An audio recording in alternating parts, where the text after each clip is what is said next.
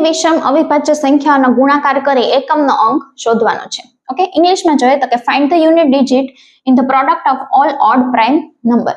હવે પહેલા જોઈએ કે પ્રાઇમ નંબર્સ કોને કહેવાય, તો કે 2, 3, 5, 7, 11, 13, 17 આ બધા શું છે તો કે પ્રાઇમ નંબર છે. પ્રાઇમ નંબર એટલે કે શું કહેવાય, અવિભાજ્ય સંખ્યા એટલે શું કહેવાય કે જે સંખ્યા છે એ કાં તો એકના ઘડિયામાં આવે કાં તો એ પોતા જે છે એના ઘડિયામાં આવે. જેમ કે 3 છે તો 3 છે એ કાં તો એકના ઘડિયામાં આવશે અને કાં તો એ પોતાના ઘડિયામાં એટલે કે 3 ના ઘડિયામાં આવશે.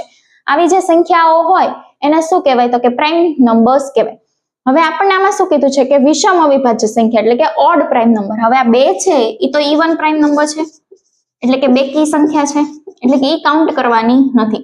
બાકી જે આ બધા જ તે પ્રાઇમ નંબર છે એનો આપણે ગુણાકાર કરી અને એકમનો અંક શું આવશે એ આપણે જોવાનું છે. બરોબર.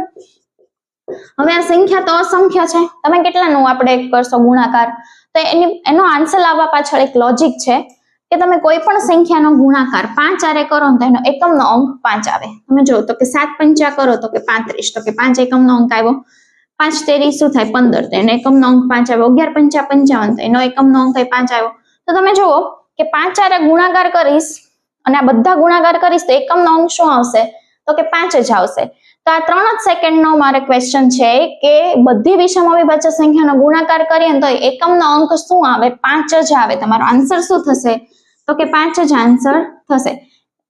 શું કામ 5 થયો તો કે હું 5 આરે ગુણાકાર કરીશ, ગમે એટલી સંખ્યાની 5 આરે હું ગુણાકાર કરીશ તો મારો એકમનો અંક 5 જ રહેવાનો છે, બદલાશે નહીં. એટલે કે યુનિટ ડિજિટ શું થશે તો કે 5 થશે.